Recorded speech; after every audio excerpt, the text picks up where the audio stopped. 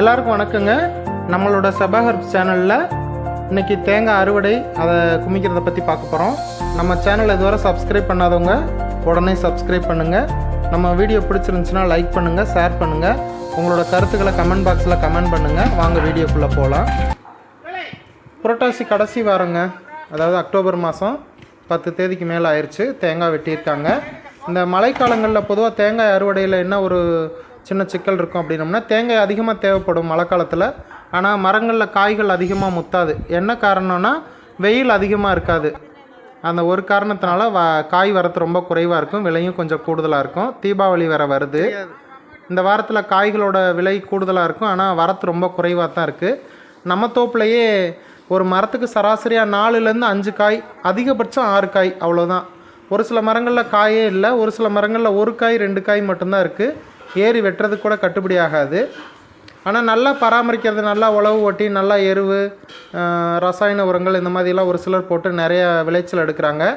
நம்ம தோட்டம் உழவு ஓட்டி 5-6 வருஷத்துக்கு மேலே ஆகுது. உழவு ஓட்டில் எருவும் வைக்கல, ஏதோ தண்ணி மட்டும் பாஞ்சிட்ருக்கு. மழை சில நேரம் பெய்யறதை வச்சு வந்துட்டுருக்கு. காய்களோட அளவும் கூட முன்னுக்கு இருந்த அளவுக்கு இல்லை, கொஞ்சம் திரட்சி குறைஞ்சிருக்கு, சின்ன சைஸாக இருக்குது. ஆனால் நம்ம தோட்டத்தில் அந்த அகழி எடுத்துருந்தோம், மழை நீர் அறுவடை செய்கிறது, அதே குழிகளுக்குள்ளேயே தென்னை மரத்தோட கழிவுகளை போடுறது. அதனால ஓரளவுக்கு தாக்கு பிடிக்க முடியுது. பாருங்களேன், நீங்களே பாருங்கள். இதில் வந்து ஆட்கள் வேலை செய்கிறாங்க, நம்ம குடும்பத்தில் இருக்கவங்களும் சேர்ந்து பார்க்குறாங்க, காய்கள்லாம் எடுக்கிறாங்க.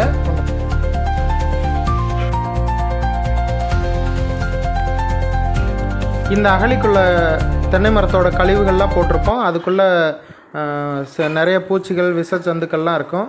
1-2 தேங்காய்கள் அதுக்குள்ளே விழுவும். அதை கவனமாக பார்த்து தான் எடுக்கணும்.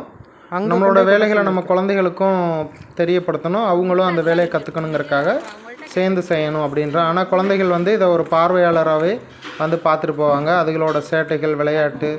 சரி, குழந்தைங்க வந்து காளான்லாம் நிறையா பார்த்துட்டு இதை சாப்பிட்லாமா அதை சாப்பிட்லாமான்லாம் கேட்பாங்க. அப்படியே இந்த வாரத்தை பார்ப்போம்.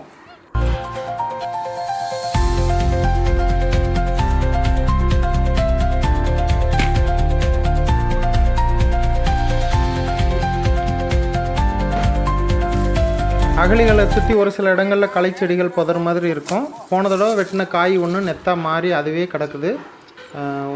ஏறக்குறைய 40-50 நாள் அந்த இடத்துல கிடந்திருக்கும் போல்.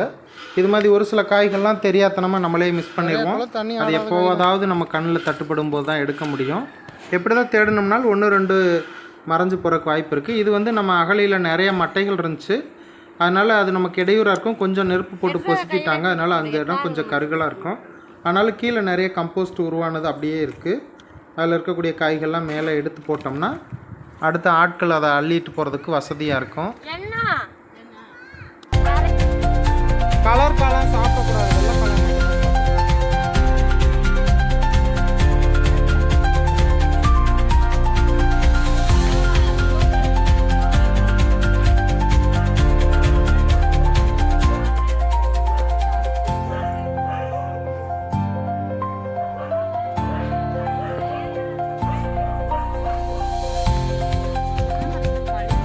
தென்னை மரத்துலேருந்து விழுகக்கூடிய மட்டைகள்லாம் அப்படியே எடுத்து அடுக்கி வைப்போம்.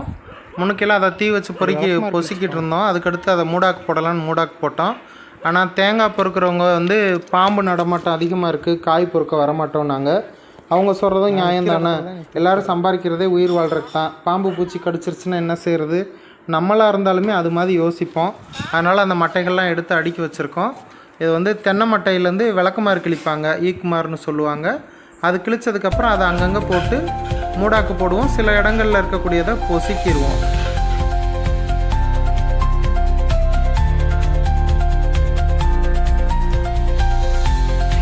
நம்ம தோப்பு சுத்தமாகவே 100% பராமரிப்பே இல்லை. தேங்காய் மட்டும் வெட்டிக்கிட்டு இருக்கோம், தண்ணி மட்டும் அப்பப்போ பாய்ச்சுவோம்.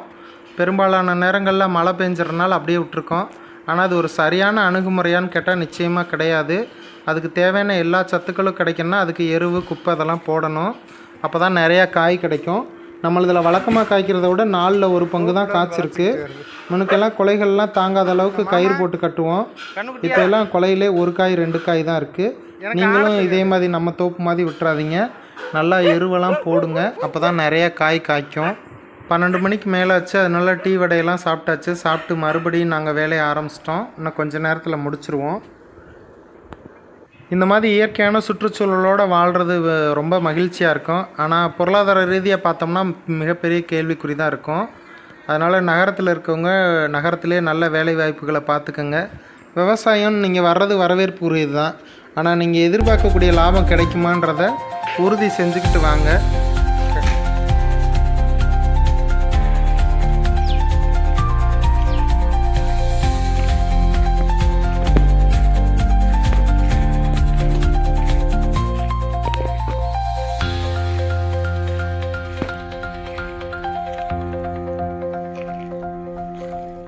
வீடியோ கடைசி வரை பார்க்குறவங்களுக்கு மட்டும் ஒரு ரகசியம் சொல்கிறேன். எந்த வீடியோ எடுத்தாலும் எங்கள் அப்பா திட்டிக்கிட்டே இருப்பார், வேலை பார்க்குறியா வீடியோ எடுக்க வந்திருக்கியான்னு. ஆனால் நான் நெசமாக வீடியோ எடுக்க தான் போவேன், அதோடு சேர்த்து வேலை செய்வேன். நம்ம சேனலை எப்படியாவது வளர்க்கணும் அப்படிங்கிற ஒரு நோக்கம்தான். அதனால் உங்களோட ஆதரவு எனக்கு வேணும். நிச்சயமாக சப்ஸ்கிரைப் பண்ணாதவங்க உடனே சப்ஸ்கிரைப் பண்ணுங்கள். ஏதாவது நீங்கள் சொல்லணும்னு நினச்சிங்கன்னா கமெண்ட் பாக்ஸில் சொல்லுங்கள். நம்ம வீடியோ உங்களுக்கு பிடிச்சிருந்தால் லைக் பண்ணுங்கள். நன்றிங்க.